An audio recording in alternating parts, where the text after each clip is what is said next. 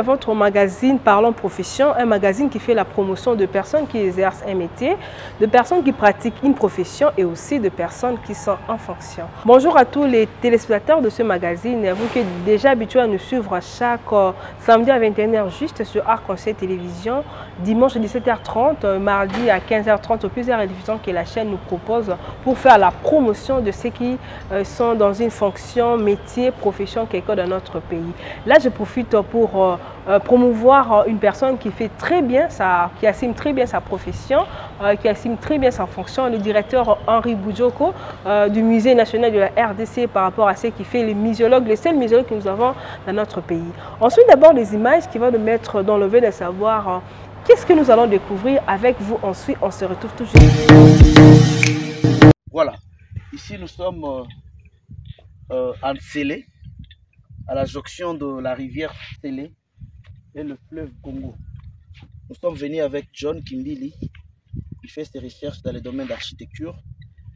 Il travaille sur les sites touristiques. Alors, il compte implanter un hôtel flottant comme quelque chose de touristique dans cette partie. Alors, on devrait faire une descente sur terrain pour voir comment la situation se présentait, pour faire un état des lieux. Et voilà pourquoi très tôt matin, on avait quitté la maison pour venir ici. On a trouvé aussi un papa très gentil, il nous a aidé, il nous a montré comment la situation se présente ici. Donc, nous espérons qu'aux jours à venir, on aura un très bon projet ici. Et je pense qu'à côté ici, on m'a parlé qu'il y a Safari Beach. Il y a aussi Parc de la Vallée de l'Antsélé. Je pense que le projet serait vraiment bien entouré. Il y a d'autres sites qui existent déjà, touristiques. Et notre projet va s'insérer également là-bas. Alors, veuillez suivre les images à la maison. Comme vous êtes déjà habitués, après avoir suivi les images, ça vous met dans le bain de savoir qu'est-ce qu'on va parler. Il s'appelle Fiston Ilang Indeke, urbaniste congolais. C'était Aïssaou, et puis porte-parole à la corporation des urbanistes congolais. C'est lui qui est notre invité de ce magazine. Ça fait beaucoup de temps, on ne s'est pas vu avec lui. On l'appelle partout, il est devenu trop pris. On va parler sur les questions d'actualité. D'abord concernant sa profession et puis ce qui se passe dans notre pays sur le plan urbanisme. À qui j'ai dit bonjour, Fiston Ilang. Bonjour madame, bonjour à tous nos téléspectateurs. Ça date de très longtemps, que je ne venais pas ici. C'était par rapport aux charges professionnelles, tout. Mais aujourd'hui, je me suis décidé quand même d'être là. Je me suis fait violence pour y venir. Vraiment, vous êtes devenu invisible. Ah, les charges, on est là et vous savez, on doit servir la République. Et parfois, on n'a pas de choix. On combine, tantôt on est dans l'enseignement, tantôt on est dans la profession. Tantôt, il faut encadrer les enfants, tout ça. Même mes propres enfants aussi, donc... on est un peu éparpillé. Ok, Fiston Ilang, on va parler de l'actualité concernant ce qui se passe dans votre domaine. Vous d'abord étant urbaniste, il faut d'abord balayer le mandat de Pius Maboulou étant ministre de l'urbanisme. Qu'est-ce que vous pouvez dire par rapport à ça?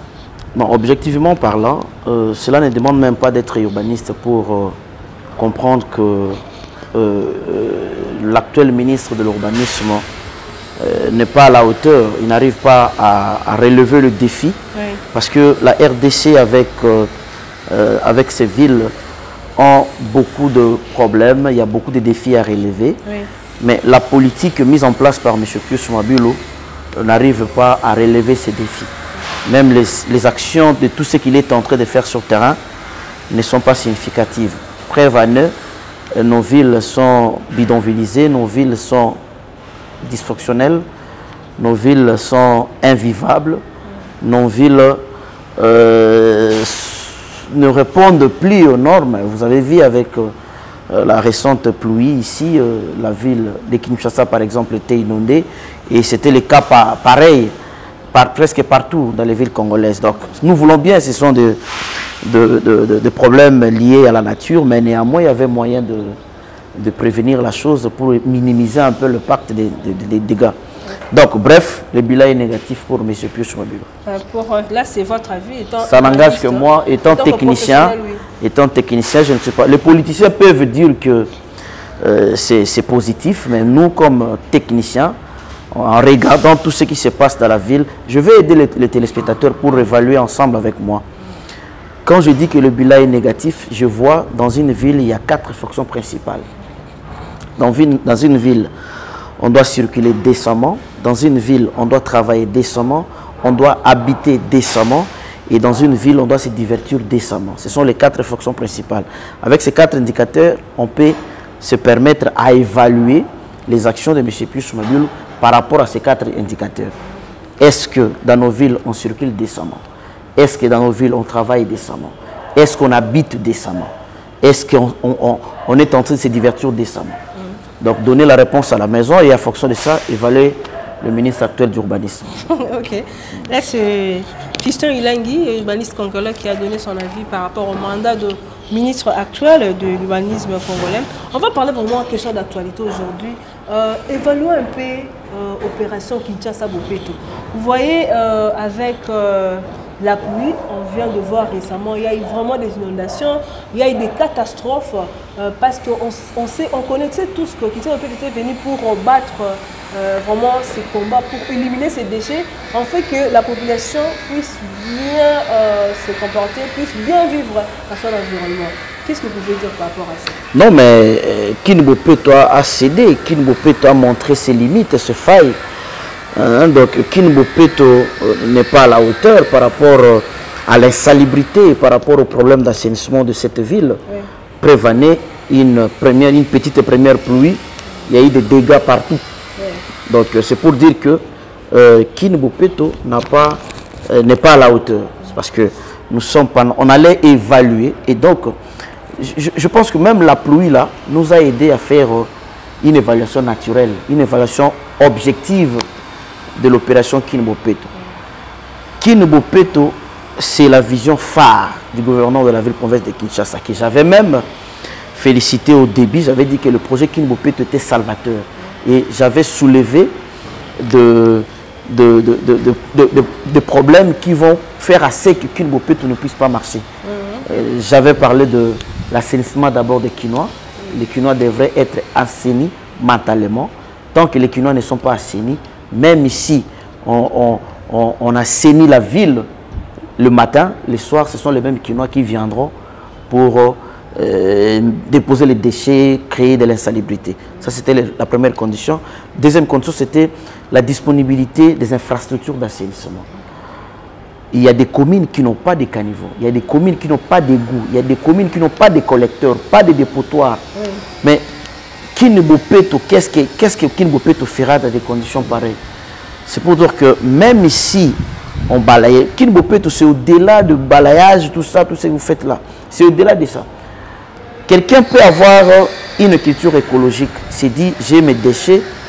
Il faut maintenant trouver un endroit pour jeter ces déchets. Mais est-ce qu'il y en a dans la ville de Kinshasa? Mais il y en a, vous voyez partout au boulevard, là, on a mis des poubelles. Pas Madame, la ville de Kinshasa ne s'arrête pas seulement à la République de Gombe. Kiseso, c'est aussi Kinshasa. Matadi Kibala, c'est aussi Kinshasa. Lingwala, c'est Kinshasa. Selembao, c'est Kinshasa. Est-ce que ces dépotoirs, ces décharges publiques existent aussi à Selembao? Mais il y en a peut-être, vous ne remarquez pas. Non, il n'y en a pas. On est Kinois. Je pense que les téléspectateurs sont là en train de nous suivre. Ils savent que ce que je suis en train de dire, c'est vrai. Les équipements, les infrastructures d'assainissement posent problème dans cette ville. Le déficit est énorme. Donc, une petite pluie, il y a eu une inondation. C'est pour dire que la nature... Tu aussi, il a échoué. Non, mais s'il faut évaluer le gouverneur en termes de l'opération Kinbopeto, ah ben non, son bilan est négatif jusque-là. Parce que ce n'est pas moi, c'est la pluie. Okay. La pluie, comment se fait-il que dans une ville où il y a une opération phare, Kinbopeto, une petite pluie, il y a des inondations par-ci, par-là? Est-ce que c'est la faute au gouverneur ou bien tout le monde habitant, mettre à l'intérieur? C'est parce qu'il avait dit que c'est l'affaire de tous. Nous, ceux qui n'ont vu bouteille au bois qui, poubelle les awana, au bois qui montrent que les a... Non, il n'y a pas seulement les Kinois, il n'y a pas seulement le gouverneur, mais il y a aussi les Kinois. Donc il y a co-responsabilité dans l'Union soyewe. Donc bakinois bazo bundisa opération Kini Bopeto. Kini Bopeto zo ya po bundisa insalubrité. Et salubrité peut zo résister. Donc comment moko bagarre moko zo silate. Gouverneur peut y azo linga ka bongisa ville. Donc bakinois ba comprendre vision à gouverneur te. Bakinois ba intérioriser vision et à gouverneur te. Parce que le projet Kini Bopeto normalement, il faudrait que le gouverneur a ça là et que bakinois ba s'approprier na yango. Ceux qui bakinois ba s'approprier na opération Kini Bopeto et que ça ba maquiller les belé que pour que ba banda comprendre soit na ville na bango. Bango moko ba banda poser ba acte moko réfléchi vis-à-vis à ville à Kinshasa. Donc pour que bakinois ba prendre possession de l'opération Ewana, il faudrait vous sensibiliser bango. Il faudrait que vous payiez ça bambongo na chaîne de télévision. Baloba les bien fondés à Kini Bopeto. Baloba les bien fondés à cause d'un environnement moko sain. Comme ça, tout le temps, on va yeba yango, ba kotisi yango, ba terroriser yango, bango moko ba banda ko sala et que ville la bango est la propre. Christian Ilengi, urbaniste congolais, vous pensez que le gouverneur a été qui moyen ou bien ça les communication exacte pour le gouvernement de Bopeto? Madame, n'a pas ce exemple moko. Dans l'année qui na itandoike, na conseil à ministre, il y a le gouvernement provincial va se réunir pour la problématique de l'inondation taille au Salema. Na niveau ya conseil, bazui décision balobi que il faudrait babanda ko sala ba tirage. Il y a caniveau, il y a collecteur, il fallait pe babuka ba spoliateur bato batonga na ba prise ba rivière, il fallait babanda ko buka yango pour que ba éviter inondation. Mais na kamwe gouverneur c'est prévoir, monsieur le gouverneur. Tout ce que l'équisaï n'a fait à 4 mois ou 5 mois la saison sèche. C'était le moment propice où il y a ça pour prévenir, il y a mener l'action préventive. Comme ça, dans le moment où il y a saison, il y a pluie, il y a qui évaluer l'action où il y a la saison sèche, ce qui est petit et petit fruit dans la saison de pluie. Ce qui est tiré décision besoin on a conseil il y a ministre pour que où salimi calamité parce que inondation c'est la ville. Ce qui besoin qui décision pendant la saison sèche. Il y a que sungabino que mbula ya liboso et permettre bino bo évaluer l'action bu sala qui na saison sèche. Mais pendant tout ce temps bu sala qui était parce que mbula ibandi ko beta inondation comme ko sala beaucoup mi ko zo décision ya lolengo. Pour moi personnellement comme technicien, j'estime que c'est une décision active, oui. C'est une décision active, c'est une décision émotionnelle. C'est parce qu'on a dit, il faut que niveau. Donc il fallait que ça yango depuis Kala. C'est bien. Parce que moi, quelques caniveaux dans la ville à Kinshasa, les communes belges batika. Mais les communes botami na ciment après les belges. Caniveaux ils ont raté. Les égouts ils ont raté. Les collecteurs amenés ils ont raté. Qu'est-ce que le gouvernement provincial a kanisa pour remédier la situation? Ce sont des questions que le gouvernement devrait se poser. Ce sont des questions que bato yo bazinga kamoko parce que mokonzi akoye banyon sauté. Yango azoka ba conseiller. Ba conseiller ya ndeko Gentini Ngobila bosunga mokonzi mboka. Ba technicien oyo entre guillemets boza pembeni ya mokonzi bosunga ye. Na lobaka autrefois que ville à Kinshasa ils ont ba problème ebele. Gouverneur a pu gérer un cas de politicien. Il fallait à ça l'appel na ba expert, surtout ba urbaniste. Mais ba benga bino tati lelo. Tu vas tika lo benga ta. Moi na mboka Ngobila banda komi gouverneur. Na no azui conseiller te za urbaniste. Est-ce que tu as le cabinet na fiston ile? Urbaniste azate. Soka azali ba tindaye aya madame Azali wa bosai na émission à ko répondre à bisabiso ba action nini hôtel de ville les osala pour que tu évites les problèmes tout coûte donc azalité urbaniste pour urbaniste c'est tout yebani to za muké madame na lazali mo lobeli na bango urbaniste to komi de santé to yebani na bilongi na ba kombo to komi pe ko yebana sikoyo na bana na basi pour to amuké to yebani ce qui que confrère na biso moko azana cabinet ya ndeko Gentini Ngobila biso kaka bato liboso ngayo moto na roya pour nous féliciter pour remercier le gouverneur na acte sali. Mais tant que bazate Tolobani Kebazate. Oui, il n'a pas dit exactement la question d'actualité parce que ça fait longtemps qu'on ramasse à me bêler autant que urbaniste par rapport à ça là. Aujourd'hui, il y a dossier, il y a spoliation, il y a profanation, il y a beaucoup de cimetières. Idée au moins dans beaucoup Argentine Gobila à Pesito à Binici pour nous étant expert dans la matière étant urbaniste professionnel je précise qu'est-ce que vous pouvez dire par rapport à ça? Bravo na mwana mboka Argentine Gobila na ndenga se ressaisir il est courageux parce que kokende ko buka banda ko yowana eza facilité or mibe kwa mboka elobi mibe kwa matière d'urbanisme elobi que taka oyo bakundaka bato tant que nano ba désaffecté yango te bokoki kotonga ndako te il faut kozela ba désaffecté yango moto asuka ba okunda na cimetière wana soki sali 50 ans nde bato bakoki kobana kotonga ba désaffecté yango et puis ba réaffecté yango na habitation mais comment yoko kokende kotonga na esika wana nano ba désaffecté te na arrêté interministériel numéro 0021 il y a le 29 octobre 1993 pour ma servitude et tant qu'il paie ma cimetière dans Kati comme ma servitude. Il lobby que en prise de ma cimetière ils allaient considérer le coup la servitude. Servitude ils allaient le coup la interdiction formelle il y a kotonga na isika ewan. Beaucoup qui kotonga tête tant que non va désaffecter en côté. Et puis la même arrêté wana législateur à prévoir ma sanction ceux qui bateau va respecter en côté entre autres bah qui démolition ceux qui bateau atongi na isika wana ou sala on est na ko ba ko démolir yango et l'esprit à législateur a lobaki que tant bazo ya ko démolir yango na ba frein na yo moko au pesi mbongo carburant au pesi mbongo ya mbunduka ko ba ya ko buka na mbongo na yo moko nde esprit ya texte wana mais awa kutu mona mboka ayokeli population mawa mona mboka Argentine Ngobila ole ki ba buka yango na ba frère population au tête de ville à supporter yango mais or normalement il fallait ba mo buka alors il s'est ressaisi oui arrêté wana eza depuis 1993 non ba tsango exécution te eza toujours en vigueur mozomona mutala mugi na tongo aki otonga na prise à rivière mutala mugi na tongo a spolier place moko mutala mugi na tongo na ba prise ba rail na limité atongi or akoki kotonga te mais l'état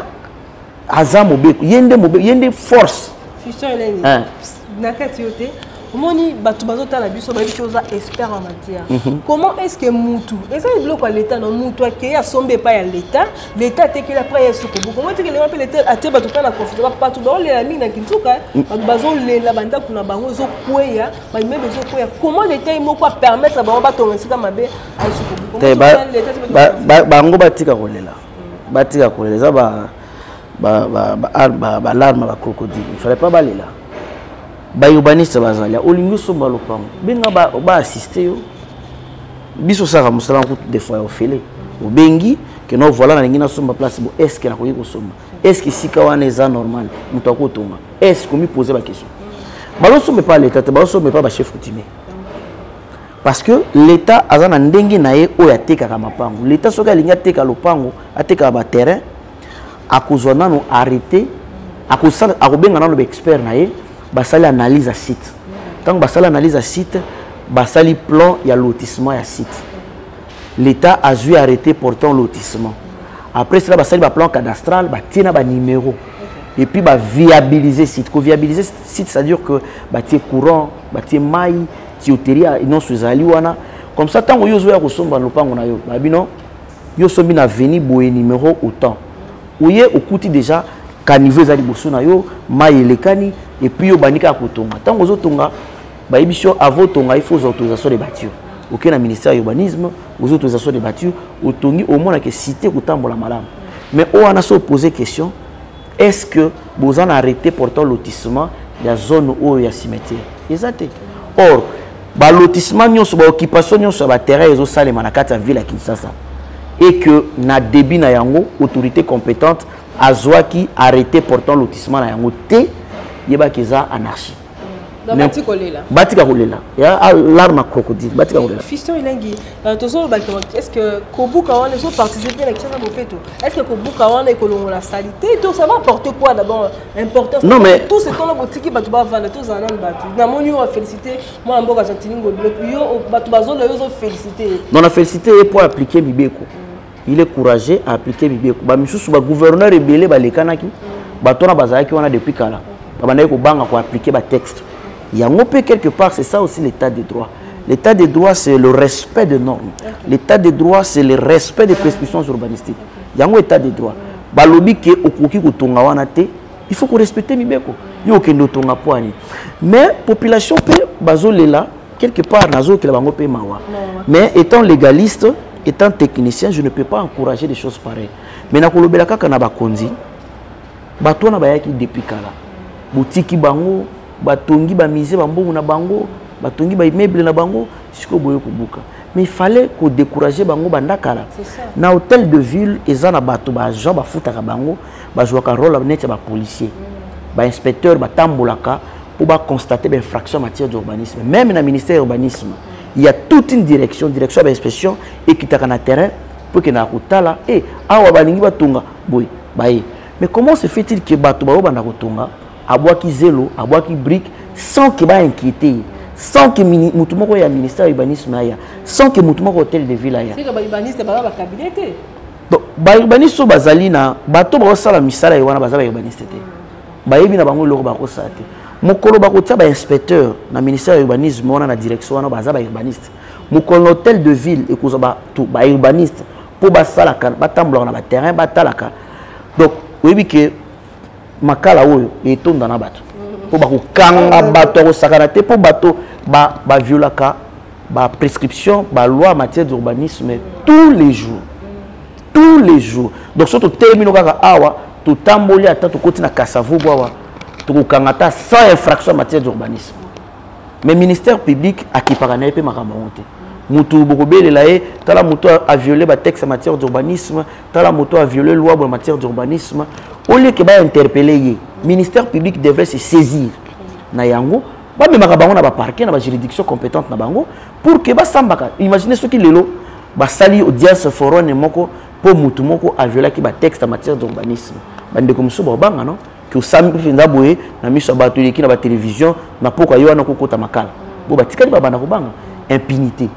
L'État a commis le rôle de démissionnaire. Or l'État za mutu il faut bangisa.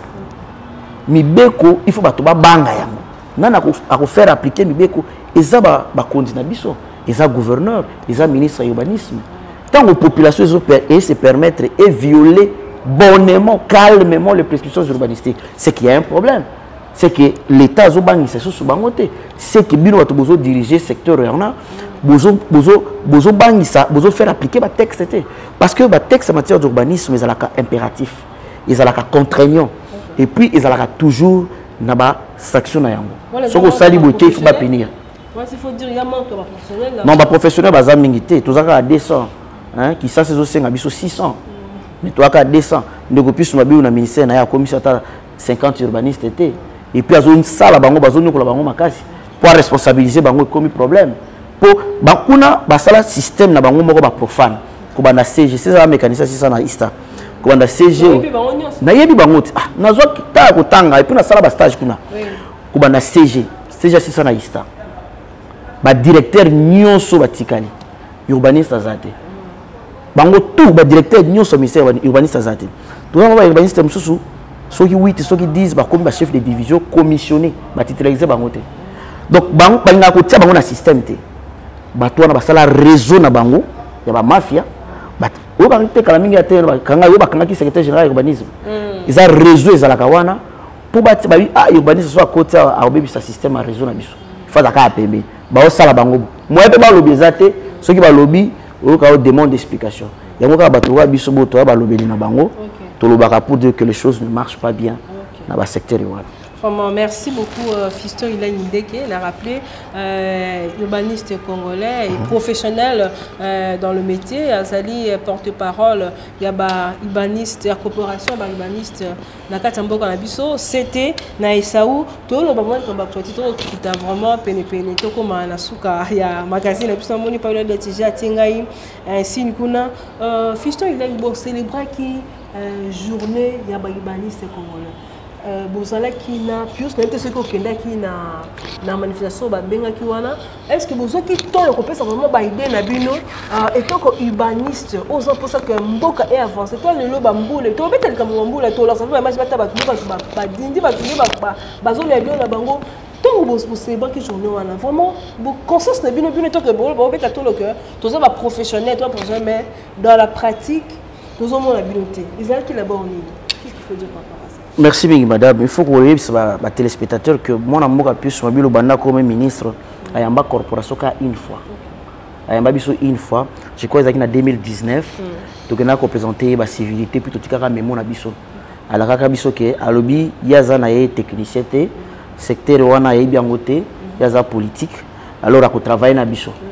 Tout cela, tilelo.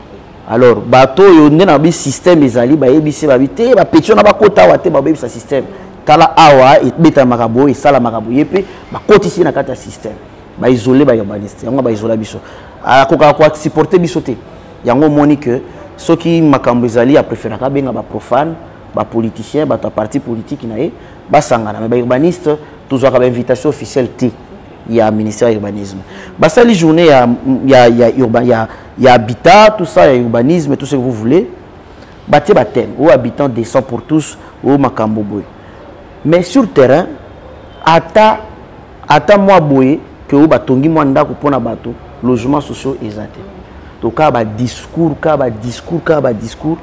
concrètement et l'autre exact. Oh bon na politique moko urbaine et tami boye et l'autre exact. Kaka koloba kaka kokumisa kaka kijalelo. Donc je ne comprends absolument rien. Vous trouvez vraiment normal que ma compte na Twitter adepte ya parti politique ya mwana mboka plus mabilo bazo s'attaquer na ba urbaniste. Ceux qui ba urbaniste la pesi point de vue là-bas. Non, biso tozo il faut pas comprendre. Tant que mwana mboka plus mabilo azalaka na no ministre ya urbanisme te. Nga banana botama na tanga ko mbonité. Nga na yeko tanga kombo na etanga comme ministre ya urbanisme. À côté na domaine na biso. Andimi ko gérer la chose publique. Il faut accepter ba analyse ba critique constructive ya bato. Ceux qui to komi ko sala ke tozo pesaye toujours critiquer et puis toujours formuler des recommandations. Batune ba komi ko finga. Ba bi yazo sala musala kitoko makamboza kitoko tolo babongo pour la nini et comme ba menace bo na bo ainsi de suite. Na yebisi ba depte andiko plus mabilo boye. Avant bino bo banda makambo bino parti politique. Biso to zaki ba urbaniste. Tant mona mboka biso babila ko longwa na ministère wana biso to kotika la ba urbaniste. Donc, total intérêt à Mboka et puis total intérêt à professionnel. Tout ça, les 6 ans à l'université, Toyo qui lolo kowana. Bozana ba leçon beaucoup pesa bisoté en matière d'urbanisme. Tant que tozo bisabino, boyoka kata koyoka. Ceux qui bozo boya koyoka, natif nde muto banda ko juger bino, loka ba mbule zo beta bo pa e yindi, bino moko bozo ba telo ko nini bosala. Ba banda wa. Ba yi ba place ba banda te. Bulu yeke koti. Ba yoka rapé bata. Fiston Lengi, to komi wapi kasi makambo ya ordre national ya ba urbaniste parce que vous apportez parole ya bango komi wapi est-ce que vraiment vous êtes arrivé où? Non, au moins domaine abisso ils a vraiment vide et puis ils a pris à considérer té. Talaka kana ministère de l'urbanisme et technique bazui mutu asali journalisme batindie. Est-ce que le ministère de la santé bakotinda non médecin? Est-ce que le ministère ya droit bakotinda mutu asali juriste té? Pour la ligne du ministère de l'urbanisme, au ministère trop technique, comprendre que va considérer un penzate. On a des 1. De 2, c'est depuis 2019 que tu as proposition à l'Abisso dans l'Assemblée nationale pour passer ordre de sécuriser le secteur de l'urbanisme. Banda 2019, till le 2022, est-ce que vous avez des démarches? Tout ça, il y a des démarches, tout l'EMI, n'a pas apporté qu'il y a un peu de mboka, Jean-Jacques Mamba, à l'EMI, de façon de bien y parce que donc, azo baté, so il peut dire, mais loi qui toko yango to ça il pour l'intérêt en mboka. Pour la nini bazo considérer en mboka. Mais ce qui bato ba concession anarchique, Koufi, deuil national. Mais vous voulez assainir le secteur de l'urbanisme. Mais vous avez expert dans le domaine ordre. Vous occupez à monter. Donc, ils ont vraiment négligé, ils ont négligé Penabiso. Il y a un moment où ils ont voyagé comme ils ont poto. Ils ont fuite de cerveau, donc tu risques tout ça là. Fuite à cerveau comme ça parce que tu as négligé. Tout le monde ça passe trop dans l'actualité. Mais quand on a Jean-Pierre Liaou, on dit que na ministre il balisé ba bois qui sur, au biti ko le poste kuna. Te na luka poste pas de Jean-Pierre Liaou te. Ce qui muto ça musa malamu, il faut qu'on apprécie. Hein, ils ont devoir na biso pour na ko apprécier. Mona mboka Jean-Pierre Liaou, so vu micro na yo, o tamboli na ngona kisasa, o tiri batwawa, bakoloba kaka bolamu ya mona mboka Jean-Pierre Liaou parce que après si sourire na ya fonction publique. Mais pour l'unité le ngai congolais na encourager ou bien féliciter. Na repekisanga na féliciter mon amboka Jean-Pierre Liaou. Encore une fois, je félicite le vice-premier ministre de la fonction publique Jean-Pierre Liaou pour na ba initiative na ya réforme azosala pour na nyoso azosala pour l'intérêt ya mboka. Lelo yo tango balinga basala ta bila ya mokonza mboka. Oya makambo oyo mon amboka Jean-Pierre Liaou azosala ekota pe na bilan. Lobby ceux qui ont l'élection va voter moi Jean Félix Tshisekedi ceux qui a postulé comme président va fonctionnaire rebelle va voter pour na makamu moi Jean-Pierre Liaou pour la nité de féliciter. Bravo monsieur le vice-premier ministre. Là, c'est Fiston qui félicite le VPM Jean-Pierre Liaou. On appelle la petite félicitation. Vraiment, mingi mito comme à souka il y a magazine et par profession mais tout épingué moi papa Yola s'il vous plaît tout épingué moi par rapport il y a bambou là au catastrophe c'est li pas occupé sanini comme conseil au le banini à qui la faute pour la clôturer et puis message il a fait s'il vous plaît. Oui, faute il y a co-responsabilité faute dans l'état dans la population l'état a tiré politique urbaine dans ma capacité politique assainissement ma capacité pour que makambo to évitant population peut se comporter ma bien dans la ville. Il y a des déchets, la place de canaliser, ainsi de suite. Alors, pour remédier à cette situation, il faut assainir tram d'accueil à ville à Kinshasa et je pense que les choses iront très bien. Merci. Okay. Merci beaucoup, Fiston Ilangindeke. Je rappelle Azali, porte-parole et la coopération baribaniste congolais. Azali PCT, chef des travaux na Esaou. Il y a l'opportunité de collaborer sur l'actualité, les questions professionnels, les questions urbanistes professionnels. Vraiment ébélé. Merci na Bainos Bazon na biso ba message côté la biso chaque samedi na 21h. Merci au soleil côté biso la moni. J'appelle dédicace spéciale à la grande sœur Rose Ngoma. Merci au soleil pour la ngai. Mais je peux me casser donc madame Gabi Zouazi samedi na 21h juste dimanche 17h30, mardi 15h30 plus la rediffusion. Tout le monde nous va à très bientôt.